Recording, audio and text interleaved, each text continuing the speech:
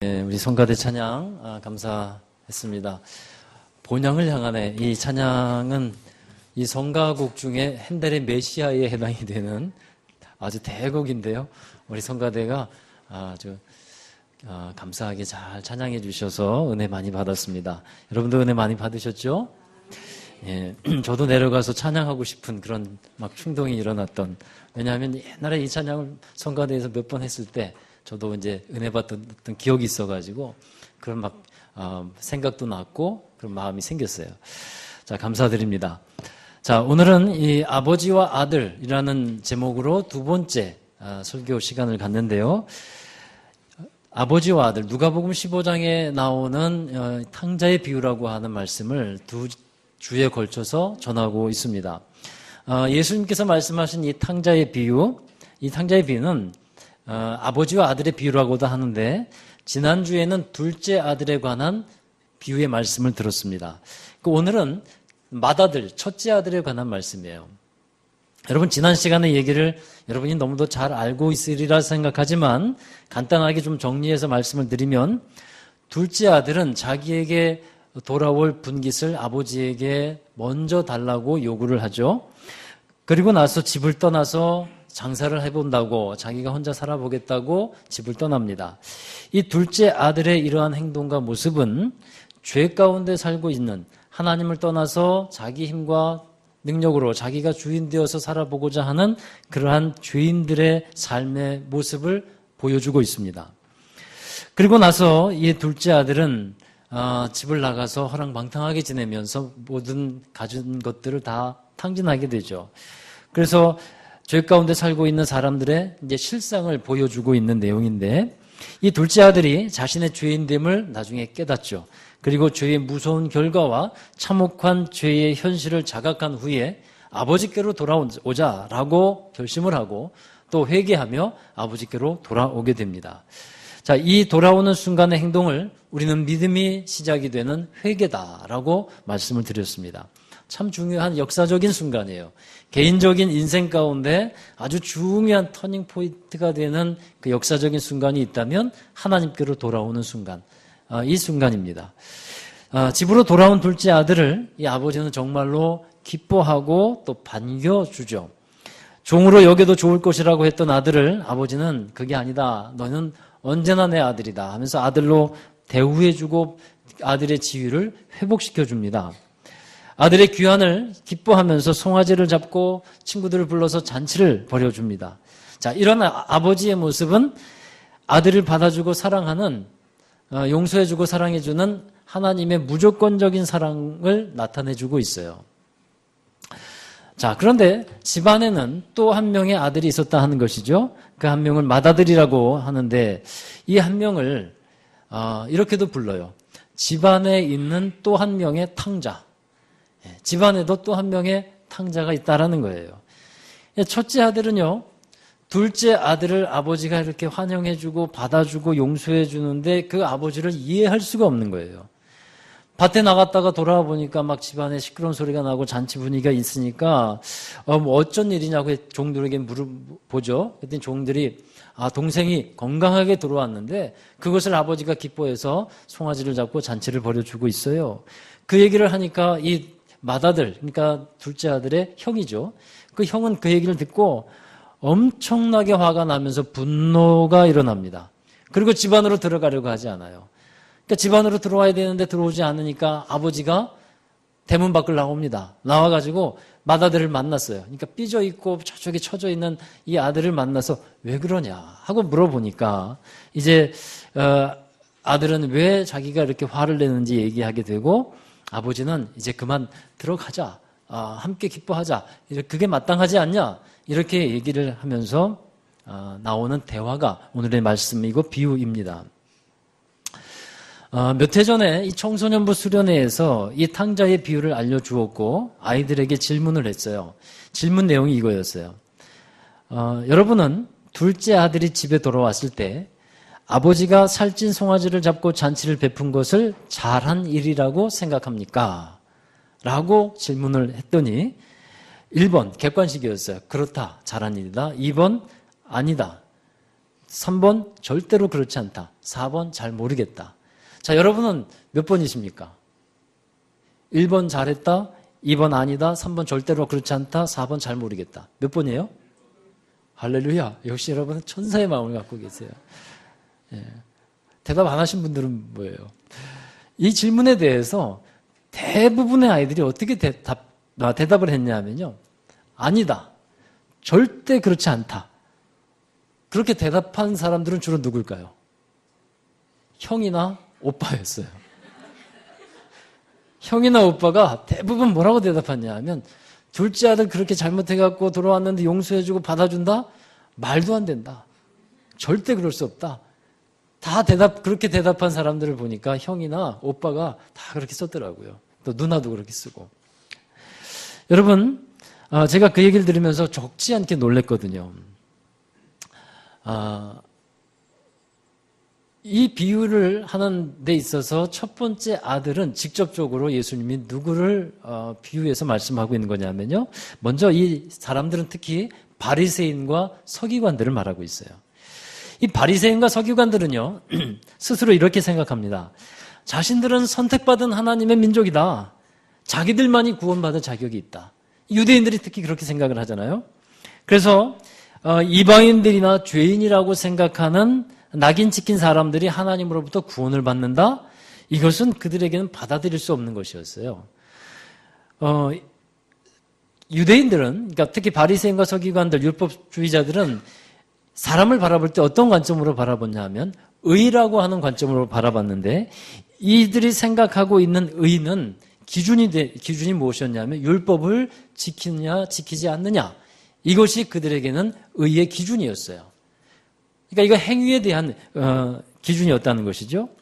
율법을 잘 지키고 행하는 사람들이 정말 의로운 사람들이고 구원받은 사람들이다라는 생각을 갖고 믿음이 있었다는 거예요. 반대로 율법을 지키지 못하는 사람들은 어떠했을까요? 구원을 받고 은혜를 받는다는 것은 그들은 도저히 용납을 할 수가 없었습니다. 바리새인과 서기관들을 포함한 율법주의자들의 특징은요. 율법을 지킴으로 율법을 행함으로써 자기들은 의롭게 되는 것을 믿었는데 이 첫째 아들이 그러한 자기 의에 집착되었던 사람이에요. 그것을 대표하고 있습니다. 이 큰아들은요. 집을 나간 적이 없어요. 항상 아버지와 함께 있었어요. 그리고 모든 행동들은 흐트러짐이 없었고 단정히 행했습니다. 또한 이들은 예수님을 이해할 수 없었어요. 그러니까 바리새인과 서기관들은 예수님을 이해할 수 없었어요. 예수님이 하나님을 대하는 모습에 반감을 가졌고 사람들을 대하는 모습을 적대시했습니다. 예수님께서 세리와 죄인들과 함께 식사를 했습니다. 그들의 친구가 되어주셨어요. 바리새인과 서기관들은 그것을 이해할 수가 없었고 받아들일 수가 없었다는 것이에요. 누가복음 18장에 보면 바리새인과 세리의 기도가 나오는데 이 비유를 말씀해 주신 것은 자기를 의롭게 여기며 사람들을 멸시하며 살아가고 있는 사람들을 비유하신 말씀이에요. 이 비유에 보면 바리새인들이 이렇게 기도하는 장면이 있습니다. 자, 누가복음 18장 11절 같이 읽어보겠습니다. 바리새인은 서서 따로 기도하며 이르되 하나님이여 나는 다른 사람들 곧 토색, 불의, 간음을 하는 자들과 같지 아니하고 이 세리와도 같지 아니함을 감사하나이다. 바리새인들은 죄인과 세리들과 자신은 다르다 이렇게 생각하는 거예요. 자기들은 의로운 사람들이라고 생각했습니다. 왜냐하면 늘 율법을 지키고 또 행하려고 하고 행동도 정확하고 반듯했기 때문에 자기들은 의롭다라고 생각했어요. 일주일에 2번씩 금식을 합니다. 11조도 드리고 모든 율법들을 잘 지키는 아주 모범적인 신앙인이라고 생각했어요. 그래서 자기들만이 이렇게 행동하는 사람들만이 구원받고 또 의롭게 여김받는 사람이 될 수 있다라고 그들은 여겼어요. 그런데 율법을 지키지도 않고 정말 형편없이 사람들과 사는 사람들 같은 그들이 하나님의 구원을 받는다? 받아들일 수 없었다는 거예요. 아니 그 사람들을 받아들이고 싶지 않은 마음이 그들에게 있었어요. 이것이 이 마다들이 갖고 있는 특징이었다 하는 겁니다. 만일 어떤 사람이 아프고 병들고 괴로움을 당한 상태로 살아가고 있다고 해보십시오. 바리새인과 서기관들은 그들을 어떻게 생각했을까요? 그들은 자기의 죄값을 받고 있는 중이다 라고 그들은 생각을 했어요. 자, 그런데 여러분 성경을 통해서 하나님이 우리에게 알려주시는 것이 있습니다. 모든 사람은 죄인이라고 하는 사실을 성경은 우리에게 알려주고 있어요. 그리고 모든 사람이 율법의 행위로 의롭게 될 수 없다는 것이죠. 사람이 의롭게 인정받을 수 있는 것은 자신의 죄인됨을 인정하고 하나님의 사랑과 은혜 안에 겸손한 믿음으로 나아갈 때, 그때 하나님은 그 사람을 의롭다 받아주시는 것입니다. 바리새인과 세리의 기도에 관한 말씀을 한 번 더 보면 그 두 사람이 하나님께 의롭다고 인정받고 싶어 했는데 정말 하나님께 의롭다 인정받은 사람은 세리였어요. 죄인이라고 낙인 찍혀 있었던 세리였다는 것입니다. 세리가 어떻게 기도하고 어떤 마음과 자세로 살아갔는지를 우리 누가복음 18장 13절 14절에 나와 있는데요. 함께 또 읽어보겠습니다. 세리는 멀리 서서 감히 눈을 들어 하늘을 쳐다보지 못하고 다만 가슴을 치며 이르되 하나님이여 불쌍히 여기소서 나는 죄인이로소이다 하였느니라. 내가 너희에게 이르노니 이에 저 바리새인이 아니고 이 사람이 의롭다 하심을 받고 그의 집으로 내려갔느니라. 아멘. 사람이 의롭다고 인정받는 것은 구원에 있어서 아주 중요합니다. 의롭다고 인정되어야만 구원을 받은 사람이 될 수 있거든요. 그런데 하나님은 사람이 어떻게 의롭게 될 수 있다고 말합니까? 도덕과 윤리를 잘 지킨다고 의롭게 되는 것이 아니고 착한 일만을 한다고 해서 의롭게 되는 것이 아니고 믿음으로 의롭게 되는 그것이 유일한 방법이다라고 성경은 말씀하고 있어요. 로마서 3장 28절 한번 읽어보겠습니다. 그러므로 사람이 의롭다 하심을 얻는 것은 율법의 행위에 있지 않고 믿음으로 되는 줄 우리가 인정하노라. 아멘. 바로 이 부분이에요. 첫째 아들을 예수님께서 비유하신 것은 이 사람이 스스로 의롭다고 여기면서 다른 사람들을 받아들이지 않고 있다 하는 것입니다. 자기의 의에 사로잡혀 있어요. 그리고 이 비유를 통해서 두 번째로 우리에게 주시는 교훈은 뭐냐 하면 믿음을 통해서 치유하라 하는 거예요. 이 둘째 아들도 탕자였거든요. 집안에 있는 탕자였는데 믿음으로써 이 아픔과 또 병든 것을 치유하라는 말씀인데요. 여러분 믿음이라는 것은요. 하나님과의 인격적인 관계로 만들어지는 겁니다. 관계를 통해서 믿음이 있는 것이지 행위로 믿음이 주어지는 것은 아닌데 이 첫째 아들과 아버지의 관계와 상태를 한번 여러분 생각해 보십시오. 아버지와 아들의 관계가 평소 어떠했을 것이라고 생각이 드십니까? 이 큰아들이 아버지 보고 따지듯이 말하죠. 이렇게 말해요. 아버지는 내게 염소 한 마리라도 줘서 내 친구들과 먹으라고 한 적도 없으면서 아버지는 살림을 다 말아먹은 이 동생을 위해서 송아지를 잡았는데 이 말이 됩니까? 라고 이 맏아들이 물어요. 이 말을 들은 아버지가 큰아들에게 하는 말을 들어보십시오. 31절에 보면 너는 나와 항상 함께 있지 않냐. 내 것이 다 내 것 아니냐. 이렇게 말하거든요. 여러분 이게 무슨 말씀입니까? 너는 언제나 내 곁에 있었고 내 아들이지 않냐. 내 것이 다 너의 것이잖아. 너는 왜 그것을 모르고 있었냐. 라고 아버지는 말하고 있는 거거든요. 그러니까 지금 아버지와 아들의 대화를 보면 서로 간에 인격적인 관계가 잘 이루어져 있지 않다는 것을 우리는 볼 수 있습니다. 저는 이 부분을 보면서 큰아들의 마음에 있는 상처와 아픔이 보여졌어요. 이 아들은요, 아버지께 인정받고 싶어 했던 아들이에요. 그래서 모든 면에서 잘 하려고 했어요. 그런데 아버지는 인정했을 것 같은데, 좋은 아버지니까. 근데 그가 그것을 깨닫질 못해요. 여러분, 가족이라는 것은요, 서로 사랑하는 관계죠. 또 사랑받는 관계로 우리에게 주어졌습니다. 그런데 이러한 사랑의 관계로 이루어진 사람들인데, 아이러니하게도 가장 많은 상처와 아픔을 경험하는 것도 가정이라는 거예요. 특히 많은 사람들의 경우에 있어서 부모로부터 받은 상처와 아픔이 있다는 것을 우리는 알고 있습니다. 사랑으로 채워져야 하는 가정이에요. 그런데 사랑으로 채워지지 않았어요. 인격적인 만남과 관계가 이루어지면서 그 안에 화해가 이루어지고 정말 좋은 기쁨과 즐거움이 이루어져야 되는 그러한 곳이 가정인데 그게 제대로 형성이 되어 있질 않습니다.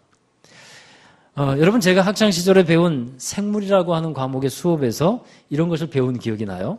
식물을 키우는 데 있어서 영양 결핍증이 있다는 거죠. 질소가 부족하면 생장이 잘 안 된다. 또 과실이 쉽게 떨어진다. 잎의 가장자리가 말려들고 불에 탄 듯이 마르게 되면 칼륨이 부족한 것이다. 또 황이라는 영양분이 결핍되면 잎이 누렇게 변한다. 뭐 이런 영양 결핍증에 대해서 배운 적이 있어요. 여러분, 이것은 사람도 마찬가지지 않겠습니까?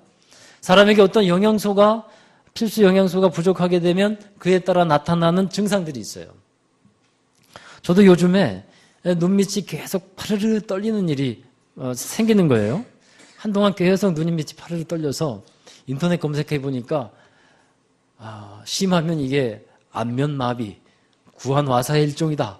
뭐 이렇게 나와서 가슴이 오라 이런 마음이 생겼는데 또 찾아보니까 영양소가 부족해서 그렇대요. 그 중요한 영양소가 뭐냐면 마그네슘이라고 하는 영양소더라고요. 그래서 그 영양제를 샀어요. 비싸지도 않더라고요. 3개월에 10,000원.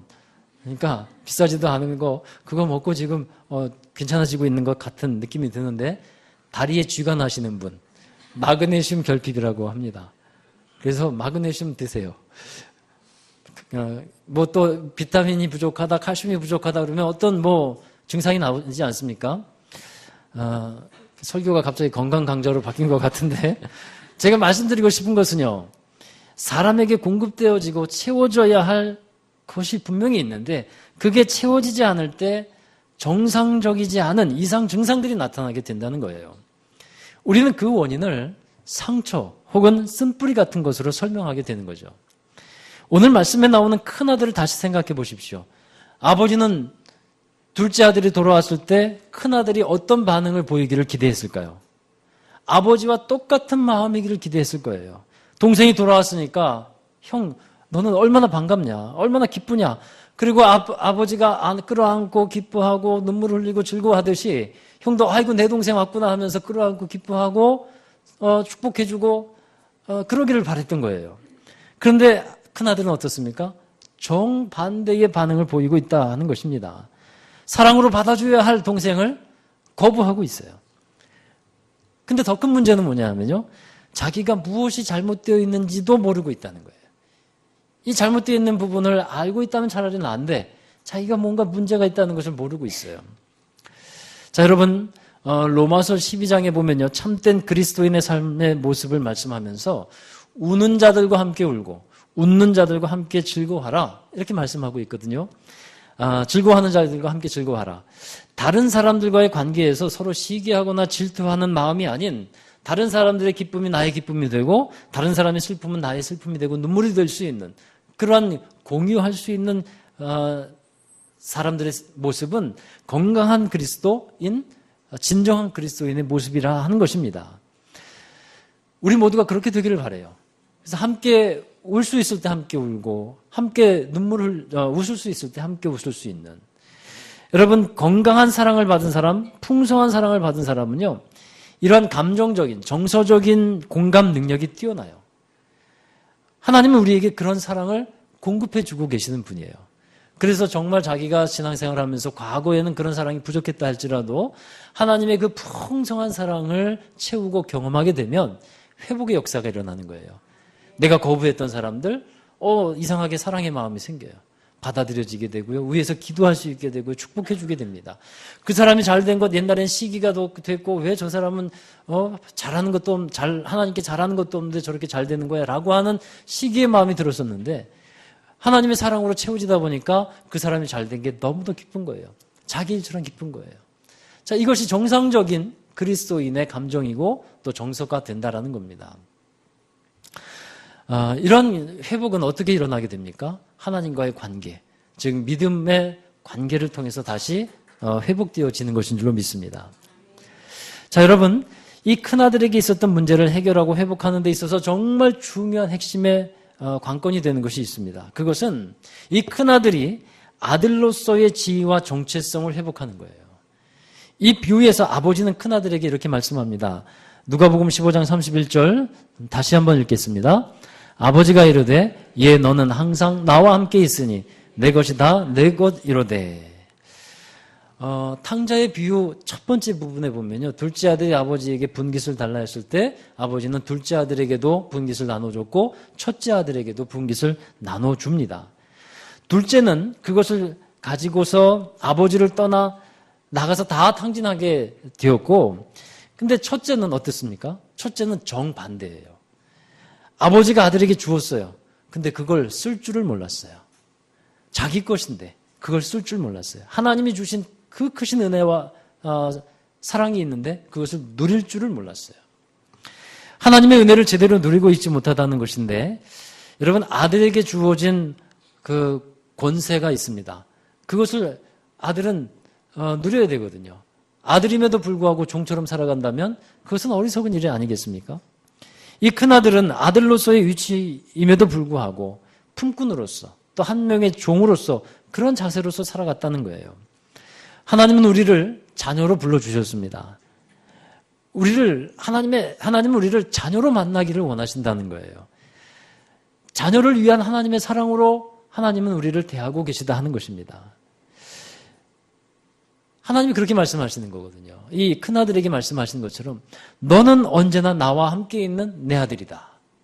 You are my son. 너는 내 아들이다. 하나님은 그렇게 말씀하고 있는 겁니다. 사랑하는 여러분, 너는 내 아들이다. 너는 내 사랑하는 딸이다. 이 말이 얼마나 든든한 힘과 위로를 줍니까? 자녀에 관한 유명한 말씀이 있어요. 요한복음 1장 12절에 영접하는 자 곧 그 이름을 믿는 자들에게는 하나님의 자녀가 되는 권세를 주셨나니. 또 에베소서 1장 5절의 말씀인데요. 또 한번 읽어보겠습니다. 그 기쁘신 뜻대로 우리를 예정하사 예수 그리스도로 말미암아 자기 아들들이 되게 하셨으니. 아멘. 여러분, 세상에서도 아버지가 누군가에 따라서 아들의 삶이 달라지잖아요. 그런데 우리는 하나님을 이제 아버지로 모시고 살아가는 사람들이 되었습니다. 하나님의 자녀가 되었습니다. 그 하나님 아버지는 우리를 사랑하고 계십니다. 그것을 우리는 받아들여야 할 것입니다. 한 소년이 탄 경비행기가 정글에 추락했어요.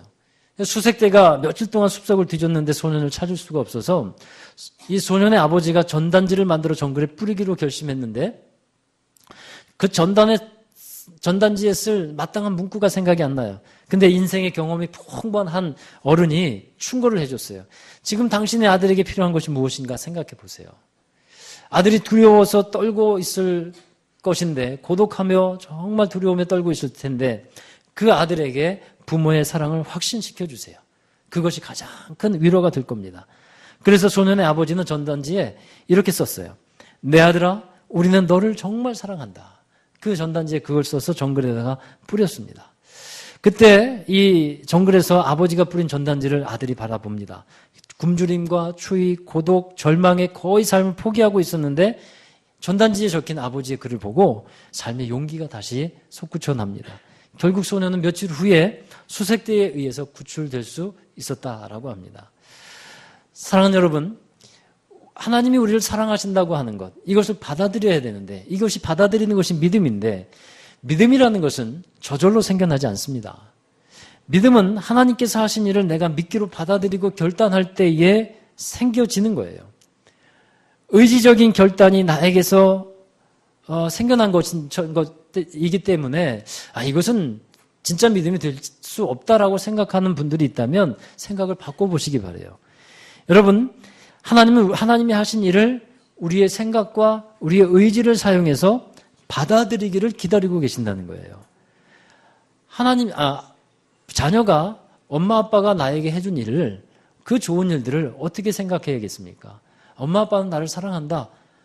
그것을 의지를 가지고 뜻을 가지고 생각을 가지고 받아들이는 거거든요. 그러할 때 놀라운 확신과 유한과 힘이 생기게 됩니다. 믿음도 그러합니다.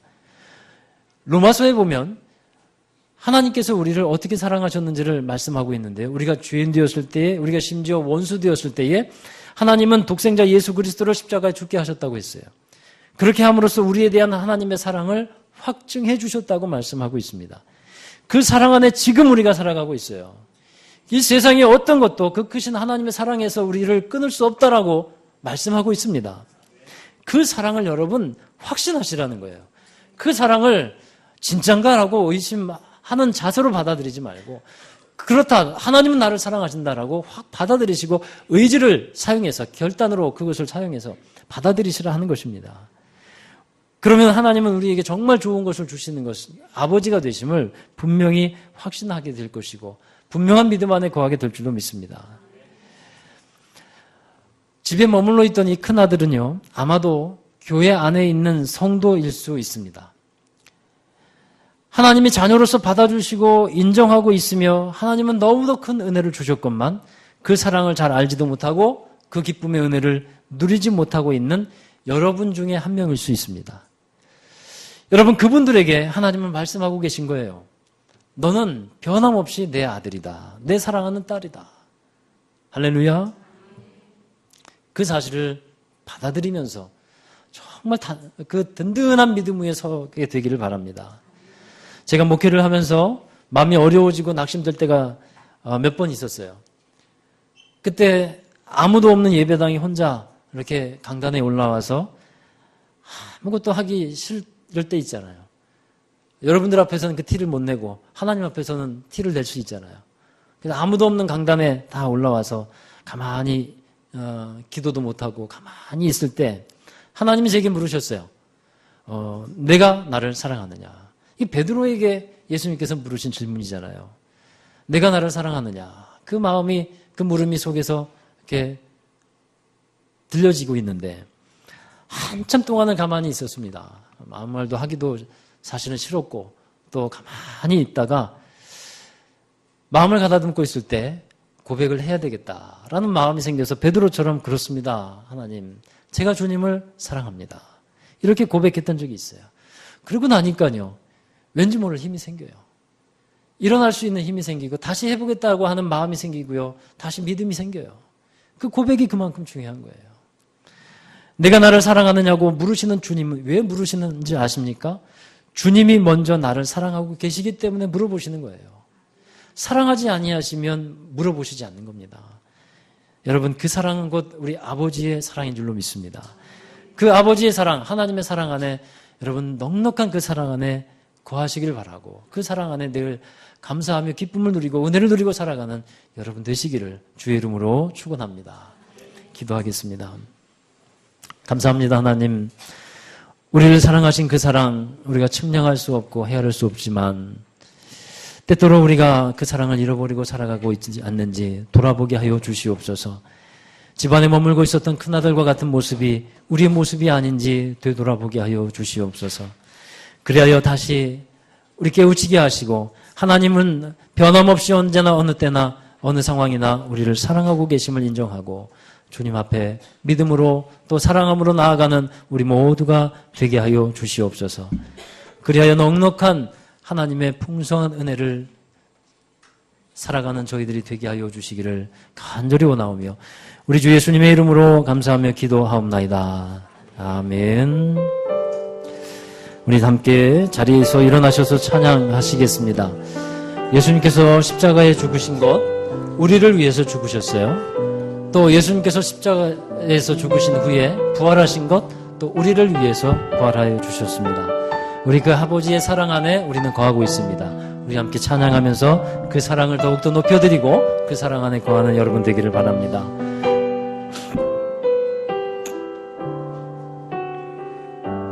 아버지 사랑 내가 노래해, 아버지 사랑 내가 노래해, 아버지 은혜 내가 노래해. 그 사랑 변함없으신 거짓 없으신 성실하신 그 사랑, 상한 갈 때 꺾지 않으시네. 꺼져가는 등불을 끄지 아니하시는, 꺼져가는 등불 끄지 않네. 그 사랑 변함없으신 거짓 없으신 성실하신 그 사랑. 아멘. 주님의 사랑을 찬양하고 노래합니다. 그 사랑 날 위해 죽으신, 날 위해 다시 사신 예수 그리스도 다시 오실 그 사랑 죽음도 생명도 천사도 하늘의 어떤 곳에도 끊을 수 없는 영원한 그 사랑 그 사랑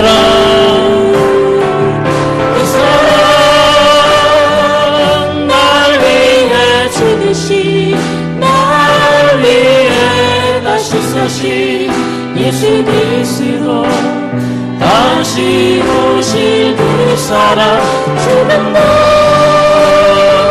생명도 천사도 하늘의 어떤 곳에도 끊을 수 없는 영원한 그 사랑 예수 영원한 그 사랑 예수. 우리 함께 기도하겠습니다. 주님의 사랑을 잃어버렸던 우리 마음들이 있다면 우리 아버지께로 돌아가고 또 아버지 안에 거하는 그 사랑을 다시 회복하는 시간이 되기를 원합니다. 내가 너를 사랑하노라 너는 언제나 변함없는데 자녀라 말씀하시는 그 음성을 듣고 그 사랑 안에 거해서 우리 삶의 여러 가지 어떤 상황과 현실 속에 넉넉히 이겨나가는 삶이 되기를 원합니다. 첫사랑을 잃어버린 것이 있다면 이 시간 다시 첫사랑을 회복하고 아버지 안에 거하는 저희들이 되기를 원합니다. 우리 함께 믿음으로 고백하고 우리 입술로 고백하며 하나님께서 이루어주신 그 사랑의 놀라운 역사를 받아들이는 고백이 되기를 원합니다. 우리 함께 기도하도록 하겠습니다. 거룩하신 아버지 하나님, 우리를 사랑하신 그 사랑에 감사를 드립니다. 우리를 사랑하셔서 예수 그리스도를 허락해 주시고 예수님을 통해서 하나님의 사랑을 확증해 주셨음을 우리는 믿습니다. 사람이 의롭게 되는 것은 행위로 말미암는 것이 아니라 믿음으로 말미암는 것인데 그 믿음은 예수님께서 행하신 일들 그것을 받아들이는 것임을 믿습니다. 내가 곧 길이요 진리요 생명이라고 말씀하신 그 주님을 받아들이고 우리 하나님 안에 나아가며 하나님의 사랑 안에 거할 수 있는 저희들 되게 주시옵소서. 우리가 이미 넉넉한 사랑 그 풍성한 은혜와 사랑을 받고 있음에도 불구하고 하나님 저희들은 하나님을 잃어버리고 살고 있지 않은지 하나님의 사랑을 누리고 있지 못하는지 깨닫게 하여 주시옵소서. 하나님 진정 하나님의 그 크신 사랑 안에 거하며 내가 너를 사랑한다 내가 너는 나의 자녀라 말씀하시는 그 하나님의 음성과 사랑을 듣게 하여 주시옵소서. 하나님의 사랑 안에 거함으로 우리 이 세상에 어떠한 것도 우리를 끊을 수 없는 그 사랑 모든 두려움을 이기는 그 사랑으로 살아갈 수 있도록 도와주시옵소서.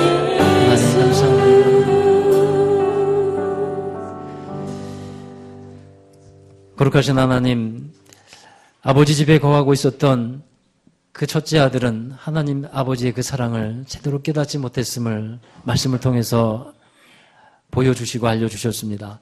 그 모습이 저희들의 모습이 아닌지 돌아보게 하여 주시옵소서. 하나님은 너무도 크신 사랑, 그 넉넉한 사랑을 우리의 삶 속에서 여러 가지 상황과 또 일 가운데서 베풀어 주셨건만 우리는 그 사랑을 느끼지 못하고 외로워하며 또 힘들어하며 쓰러지며 살아가고 있었지 않는지 돌아보게 하여 주시옵소서. 이 시간 다시 하나님께 구하오니 우리 안에 그 하나님의 크신 사랑으로 충만하게 하여 주시고 우리 입술로 그 주님은 우리를 사랑하시는 아버지가 되신다고 고백하며 믿음으로 다시 일어서는 우리 모두가 되게 하여 주시옵소서. 사랑이 모든 것을 이김을 우리는 믿습니다. 사랑의 두려움을 이기고 어떠한 것도 우리를 하나님의 사랑에서 끊을 수 없는 그것이 됨을 믿습니다. 우리에게 이김을 주시는 믿음과 그 사랑 안에 거하고 날마다 주님 안에 거하며 우리가 세상을 또한 새롭게 하고 사람들을 하나님의 그 사랑으로 사랑하며 섬기는 모든 성도들이 되도록 축복해 주시옵소서. 하나님 또 우리 귀한 성도들 또 우리 자녀들 마음 가운데 있는 아픔과 상처들이 있다면 주님의 사랑으로 채워주시기를 간절히 원합니다. 마음의 아픔과 쓴뿌리들 이제 어쩔 수 없는 상황 가운데서 또 여러 가지 힘든 일들 가운데서 겪었던 그 모든 아픔과 상처들이 주님의 사랑으로 눈 녹듯이 녹아지게 하여 주시고 또 새로운 그러한 삶을 살아갈 수 있는 성품과 마음을 허락해 주시고 주님을 닮아가는 성품으로 새롭게 하여 주셔서 주님의 영광, 하나님의 나라를 이루어가는 저희들이 되도록 축복해 주시며 더욱더 넉넉한 믿음의 삶을 살아가는 우리 모두가 되게 하여 주시옵소서.